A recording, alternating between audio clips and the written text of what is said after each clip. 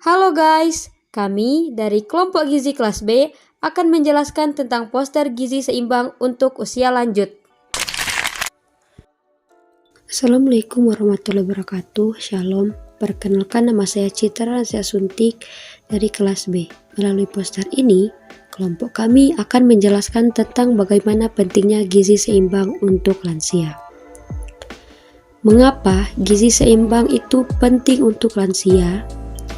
Karena semakin bertambahnya usia lansia di atas 60 tahun, permasalahan fisik, jiwa, spiritual, ekonomi, dan sosial kemungkinan besar akan semakin meningkat. Maka dari itu, tubuh mengalami perubahan alami, yaitu fungsi organ dan jaringan tubuh menurun, indera pengecap berkurang, dan nafsu makan bisa menurun, sistem pencernaan lebih sensitif dan rentan sembelit. Bahkan, masalah gigi bisa mengganggu kemampuan untuk mengunyah. Kekuatan otot juga dapat melemah, dan wanita menopause mengalami perubahan hormonal. Baik, saya Dewi Niari. Pada poster ini saya akan menjelaskan akibat yang terjadi apabila lansia kelebihan atau kekurangan gizi seimbang yang dapat menyebabkan lansia tersebut lebih rentan terhadap kelebihan atau kekurangan berat badan.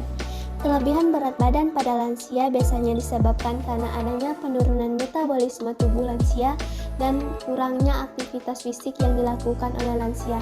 Ketika lansia mengalami obesitas, maka akan dapat menyebabkan terjadinya beratnya kerja jantung, meningkatkan tekanan darah, dan memicu resistensi insulin yang berujung pada diabetes tipe 2. Dan kekurangan berat badan pada lansia biasanya disebabkan karena adanya penurunan nafsu makan pada lansia. Ketika lansia mengalami penurunan berat badan atau kekurangan berat badan, maka akan menyebabkan atau mengakibatkan penurunan massa otot dan kekuatan pada tulang yang menyebabkan terjadinya osteoporosis atau pengerapuhan tulang. Tensi atau tekanan darah tinggi terjadi apabila lansia terlalu banyak mengonsumsi asupan garam yang berlebihan dan kurangnya asupan kalium, magnesium, dan kalsium yang didapat dari buah dan sayuran yang dapat berkontribusi pada peningkatan tekanan darah. Ketika hipertensi ini tidak terkontrol, dapat merusak pembuluh darah dan meningkatkan risiko penyakit jantung. Penyakit jantung pada lansia biasanya terjadi karena pola makan tinggi lemak jenuh yang menyebabkan peningkatan kadar kolesterol jahat atau yang biasa disebut dengan LDL dalam darah dan memicu penumpukan plak di arteri. Ketika terjadinya penumpukan plak di arteri, maka akan menyebabkan terjadinya penyempitan pembuluh darah dan menghambat aliran darah ke jantung yang menyebabkan terjadinya penyakit jantung seperti jantung koroner, serangan jantung, dan nyeri dada. Kekurangan nutrisi seperti vitamin dan mineral juga dapat mempengaruhi fungsi jantung. Diabetes tipe 2 pada lansia biasanya terjadi karena konsumsi makanan tinggi gula dan karbohidrat yang secara berlebihan dapat menyebabkan resistensi pada insulin. Kemudian osteoporosis atau pengeroposan tulang yang terjadi pada lansia ini biasanya disebabkan karena kekurangan kalsium dan vitamin D, yang merupakan faktor risiko utama terjadinya osteoporosis.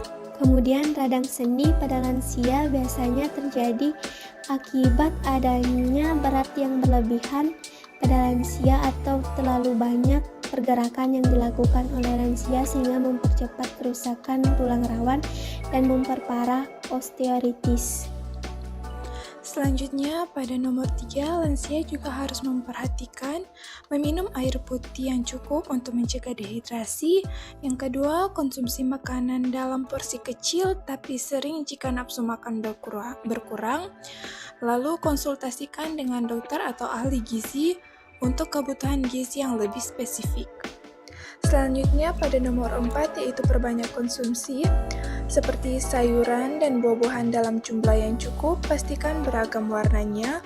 Lalu sumber protein tanpa lemak seperti ikan, ayam tanpa kulit, telur, dan kacang-kacangan.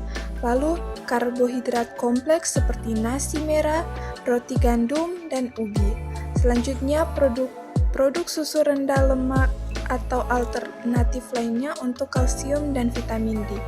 Untuk mencegah penyakit yang dialami lansia tadi, maka perlu diadakannya batas konsumsi seperti mengonsumsi gula agar tidak terjadi penyakit diabetes mellitus, kemudian membatasi konsumsi garam agar tidak terjadi hipertensi atau tekanan darah tinggi, membatasi konsumsi minyak berlebih, dan membatasi makanan yang tinggi purin.